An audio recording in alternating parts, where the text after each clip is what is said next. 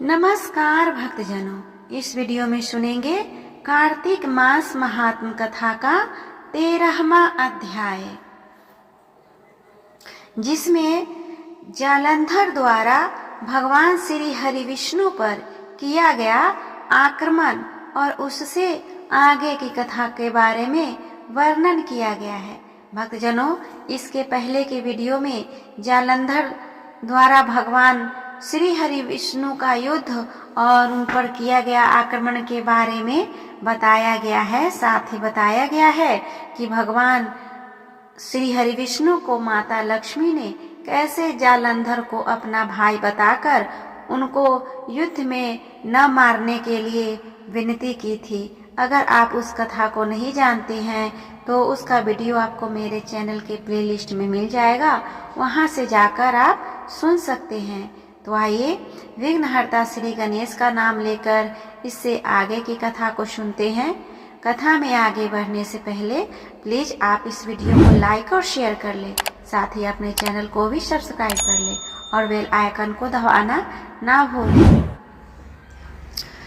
कार्तिक कथा को सुनो, सभी सहज मन लाए, 13वां अध्याय लिखो, श्री प्रभु शरण में आए। दोनों ओर से गदाओं, बाणों और शूलों आदि का भीषण प्रहार हुआ। दैत्यों के तीक्ष्ण प्रहारों से व्याकुल देवता इधर उधर भागने लगे।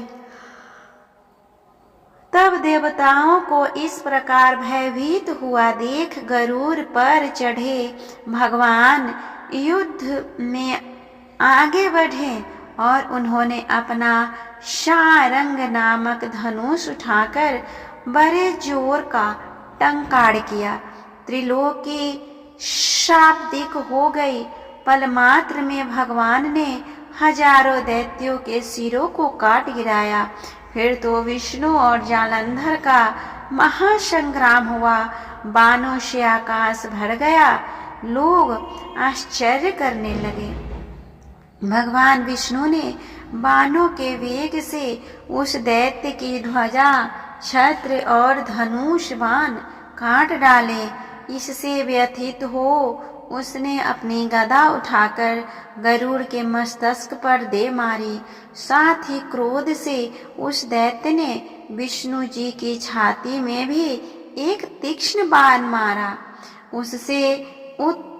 उसके उत्तर में विष्णु जी ने अपनी गदा काट दी और उससे शारंग धनुष पर बाण चढ़कर उनको बीधना आरंभ किया।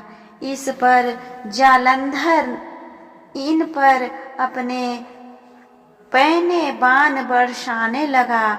उसने विष्णु जी को कई पैने बाण मारकर वैष्णव धनुष को काट गिराया। धनुष कट जाने पर भगवान ने गदा ग्रहण कर ली और शीघ्र ही जालंधर को खींचकर मारी। परंतु उस अग्निवत अमोघ गदा की मार से भी वह दैत्य कुछ भी चलायमान नहीं हुआ। उनसे एक अग्निमुख त्रिशूल उठकर विष्णु पर छोड़ दिया। विष्णु जी ने शिव के चरणों का स्मरण कर नंदन नामक त्रिशूल से उसके त्रिशूल को छेद दिया।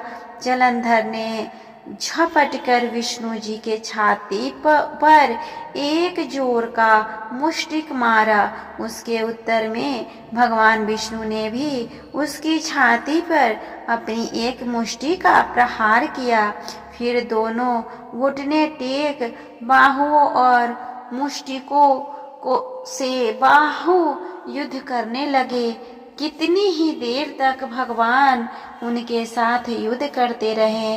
तब सर्वश्रेष्ठ मायावी भगवान उस दैत्यराज से मेधावती में बोले, रे रन दुर्मद दैत्य श्रेष्ठ, तू धन्य है जो इस महायुद्ध में इन बड़े बड़े आयुधों में भी भयभीत न हुआ। तेरे इस युद्ध से मैं प्रसन्न हूँ। तू जो चाहे वर मांग। मायावी विष्णु की ये वाणी सुनकर जलंधर ने कहा, हे भावुक, यदि आप मुझ पर प्रसन्न हैं तो यह वर दे कि आप मेरी बहन तथा अपने सारे कुटुंबियों सहित मेरे घर पर निवास करें। नारद जी बोले। उनके ऐसे वचन सुनकर विष्णु जी को खेद हुआ, किंतु उसी क्षण देवेश ने तथास्तु कह दिया और विष्णु जी सब देवताओं के साथ जलंधरपुर में जाकर निवास करने लगे। जलंधर अपनी बहन लक्ष्मी और देवताओं सहित विष्णु को वहां पाकर बड़ा ही प्रसन्न हुआ। फिर तो देवताओं के पास जो भी रत्नादि थे सबको ले जलंधर पृथ्वी पर आया। निशुंभ को पाताल में स्थापित कर दिया और देव, दानव, यक्ष, गंधर्व, सिद्ध, सर्प, राक्षस, मनुष्य आदि सबको अपना वंशवर्ती बना त्रिभुवन पर शासन करने लगा। उसने धर्मानुसार सुपुत्रों के समान प्रजा का पालन किया। उसके धर्म राज्य में सभी सुखी थे। इस तरह हमने सुना कार्तिक मास महात्म की 13वां अध्याय, जिसमें भगवान श्री हरि विष्णु के प्रसन्न होने पर जालंधर को वर देने के पश्चात भगवान श्री हरि विष्णु और लक्ष्मी सहित उसके निवास पर उसके नगर में जाकर निवास किया। उम्मीद करती हूँ आप सभी को यह कार्तिक मास का महात्म कथा अच्छा लग रहा होगा, आपके लिए काफ़ी लाभदायक होगा। आप लोगों को कैसा लग रहा है प्लीज़ कमेंट करके बताएं।